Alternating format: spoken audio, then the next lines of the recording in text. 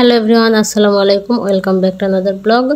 চলে আসলাম নতুন একটা ভিডিও নিয়ে। আর আজকের ভিডিওটি হচ্ছে বিকেলে মানে এটা রাত হয়ে গেছে, মাগরিবের আজান দিয়ে ফেলছে। আমি আর আপনার ভাইয়া বিকেলে বাজারে গেছি, কারণ ঘরে কোনো বাজার ছিল না। আমি ওকে বললাম তুমি একা কি বাজার করে নিয়ে আসো, বললো না তুমিও চলো। তো সাথে নিয়ে গেল। তো গিয়ে চিংড়ি মাছ নিয়ে আসছি হাফ কেজি, আর সবজি নিয়ে আসছি কিছু। এখানে আলু নিয়ে আসছি, তারপর একটা লাউ নিয়ে আসছি, ডাটা নিয়ে আসছি, মুখি কচু নিয়ে আসছি, সব কিছু নিয়ে আসছি। মানে যেন কিছুদিন, কয়েকটা দিন যেন চলে যায়, মানে সামনের মাস আসা পর্যন্ত যেন চলে যায় এই কয়েকটা দিন, ভাঙতি মাসগুলা। তো এখানে কয়েক টাকার, এখানে 50 গ্রাম লুট্টা শুটকি আনছি, কারণ আপনাদের ভাইয়া তো আবার লুট্টা শুটকিটা পছন্দ করে। তো ওর জন্য লুট্টা শুটকি নিয়ে আসছি। আর এখানে আমার ঘরে কোনো মশলা ছিল না, কিনি করে কেনা হয় না, মনে থাকে না, শুধু ভুলে যাই। তাই এখানে দারচিনি আর এলাচ নিয়ে আসছি। কিন্তু বাজারের সব কিছুর দাম যত, এর মধ্যে জিনিসপত্র কিনে খাওয়া অনেক মুশকিল হয়ে যাচ্ছে, এত দাম সব কিছুর। তো এখানে আমরা 1 কেজি আম্রপালি আম নিয়ে আসছি, যেহেতু আমের সিজন। আর আমের সিজনে ঘরে আম না থাকলে ভালো লাগে না, যেহেতু আমটা অনেক পছন্দের একটা খাবার, অনেক পছন্দের একটা ফল। তাই তো এখানে আমি মাছ একদম বেছে কেটে তারপরে মানে ধুয়ে বাড়িওয়ালার ফ্রিজে ভাগ করে রেখে দিয়ে আসছি প্যাকেটে করে। আর এখন রাতের জন্য শুধু একটু কয়েকটা ভুনা করব। তো আমি এদিকে রাইস কুকারে ভাত তুলে দিছি, তারপরে ভাতে বলক উঠে আসছে, আর ওই সময় কারেন্ট চলে গেছে।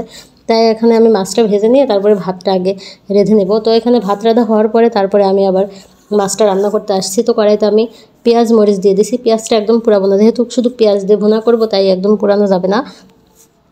আর আমি এখানে কোনো রকম রান্নার ভিডিও, মানে রান্না শেখাতে আসি না, আমি পারি না। আমি আজকে কিন্তু ফার্স্ট টাইম, আমার বিয়ের পরে ফার্স্ট টাইম চিংড়ি মাছ রান্না করতেছি। তো আমি কিছুই জানি না কীভাবে রান্না করতে হয়। তো আমি এখানে কোনো রকম মশলা ব্যবহার করিনি, শুধু আদা রসুন বাটা ছিল সেটা দিছি, আর গোটা জিরা। তো এখন আমি হলুদের গুঁড়া, মরিচের গুঁড়া, ধনিয়া গুঁড়া দিয়ে দিছি। দিয়ে তারপরে আমি কিছু সময় কষিয়ে নেব। কষিয়ে নিয়ে তারপরে চিংড়ি মাছ যেগুলো ভেজে রাখছি সেগুলো দিব। আসলে একটা মেয়ে বিয়ের পর সব কিছু শিখে যায়, না পারলেও আস্তে আস্তে সব কিছু তার আয়ত্তে চলে আসে। যেমন আমি কিছুই পারি না। আমি বিয়ের আগে কখনো ঘরে আমি একদিনও রান্না করি না। আমি শুধু রান্না করতাম কি ভাতটা, আম্মু শুধু তরকারি সব কিছু আম্মু রান্না করতাম, আমি কিছুই জানতাম না। আমি শুধু ভাতটা রান্না করতাম মাঝে মধ্যে, তাছাড়া কিছুই করতাম না। আর মাঝে মধ্যে ডিমটা পোস্ট করে খাইতাম, ডিম পেঁয়াজ মরিচ দিয়েও ভাজতাম না, পোস্ট করে খাইতাম। আর হ্যাঁ, আপনারা কে কোথা থেকে আমার ভিডিও দেখছেন সেটা আমাকে অবশ্যই কমেন্টে জানাবেন। আর যদি আমার ভিডিও ভালো লাগে তাহলে অবশ্যই লাইক, কমেন্ট অ্যান্ড শেয়ার করবেন।